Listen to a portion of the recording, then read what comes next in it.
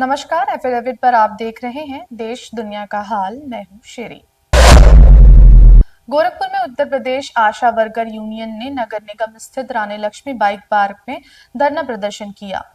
उनकी मांग थी कि वर्ष 2024-25 की बकाया प्रोत्साहन राशियों के भुगतान के लिए वर्ष 2025 से फरवरी 2026 तक की लंबित राशियों के भुगतान हेतु निर्गत किया जा चुका था, किंतु उनकी आवंटित धनराशि का अधिकांश आशा कर्मियों को अभी तक भुगतान नहीं किया गया है।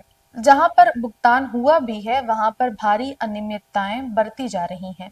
इसी तरह राज्य सरकार द्वारा प्रदान राशि का भी वर्ष 2025 और मार्च 2026 तक का संपूर्ण आवंटन किया जा चुका है, किंतु उसका भुगतान अभी भी सुनिश्चित नहीं किया जा सका है।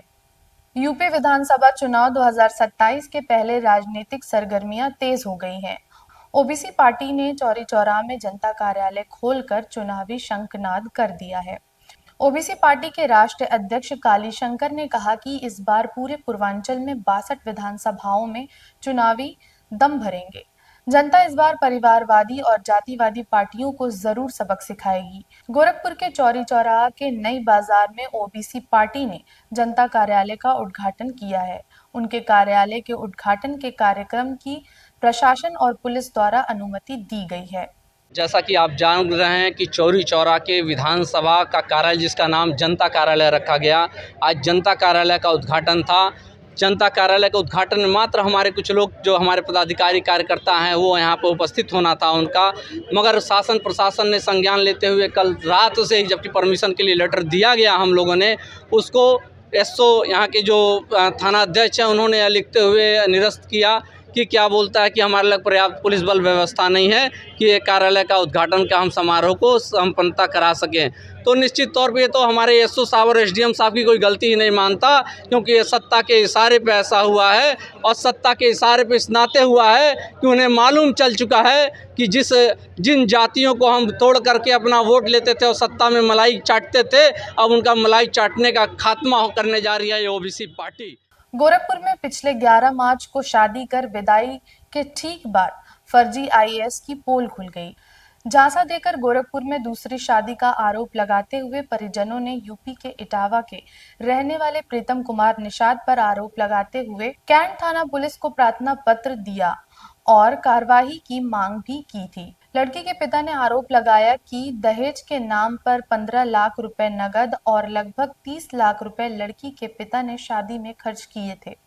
आरोपी फर्जी आईएएस प्रीतम कुमार निषाद अपने आप को मणिपुर काडर का आईएएस बता रहा था और मनिकपुर में अपनी तैनाती की बात कही थी।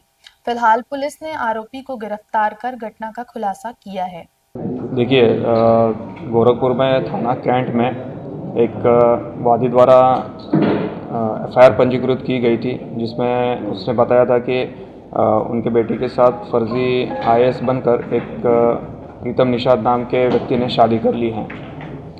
इसी सूचना का संज्ञान लेते हुए सूचना धाराओं में एफआईआर पंजीकृत की गई थी और अभियुक्त को पकड़ने के लिए प्रयास जारी किए गए थे। आज उसी में जो इसमें मुख्य अभियुक्त है, जिसका नाम प्रीतम निषाद उर्फ अर्जुन सिंह है, इसको गिरफ्तार कर लिया है। इनके द्वारा पूछताछ में बताया गया कि इन्होंने कभी यूपीएससी का एग्ज़ाम क्लियर नहीं किया है और ये अपने आप को मणिपुर कैडर के आईएएस बताते थे, और ये जो इनका जो एजुकेशनल बैकग्राउंड रहा है वो बीएससी का रहा है, और इन्हीं तथ्यों के आधार पे आगे की पूछताछ और कार्रवाई चल रही है। देखिए, जो अभी तक पूछताछ हुई है उसमें इसने 2 महिलाओं के साथ शादी करने का बताया है, जिसमें एक जो हमारे एफआईआर की वादी है उनके, और एक इससे पहले एक बार और कर चुके हैं। इसके अलावा इनके द्वारा कई लोगों को फर्जी मतलब खुद को आईएएस बताकर उनके साथ फ्रॉड किया गया है। गोरखपुर में एम्स पुलिस ने साइबर ठगी करने वाले गिरोह का भांडाफोड़ करते हुए सरगना सहित 7 अभियुक्तों को गिरफ्तार किया है। पुलिस ने इनके कब्जे में से भारी मात्रा में इलेक्ट्रॉनिक व कूट रचित दस्तावेज बरामद करने में सफलता पाई है। यह गिरोह लोगों के बैंक खातों का दुरुपयोग कर अवैध धन का लेन देन करता था और कूट रचित दस्तावेजों के जरिए धोखाधड़ी को अंजाम देता था। देखिए, थाना एम्स पे जनपद गोरखपुर में वादी द्वारा एक तहरीर दी थी, जिसमें उसके द्वारा बताया गया कि उसके जो बैंक अकाउंट्स है उसका इस्तेमाल अभियुक्त द्वारा साइबर फ्रॉड करने के लिए किया जा रहा है। सूचना का संज्ञान लेते हुए तुरंत ही सुसंगत धाराओं में एफआईआर पंजीकृत की गई और इसमें आज जो इसमें अभियुक्त है उसको गिरफ्तार किया गया है। इसमें टोटल 7 अभियुक्तों को गिरफ्तार किया गया है जो एक गिरोह की तरह काम करते थे। ये आम जनता को प्रलोभन देते थे कि उनका बैंक अकाउंट किसी सरकारी योजना में इस्तेमाल किया जाएगा और उसके बदले उनको 1 से 2% का मुनाफा मिलेगा। इसी के चलते जब इन 7 लोगों को गिरफ्तार करके इनसे पूछताछ की गई तो इसमें कुछ अन्य तथ्य भी आए, जिसमें ये लोगों को बैंक से लोन दिलवाने के लिए भी फर्जीवाड़ा करते थे, डॉक्यूमेंट्स फोर्ज करके उनको लोन दिलवाते थे। जो गिरफ्तार है अभियुक्त, उनके तरफ से 10 मोबाइल बरामद हुए हैं और 2 अदद लैपटॉप बरामद हुए, 28 साइंड चेक्स बरामद हुए हैं और इसके अलावा मल्टीपल एटीएम कार्ड्स और पासबुक भी बरामद हुए हैं। और अब मुझे दीजिए इजाजत, देखते रहिए एफिडेविट। धन्यवाद।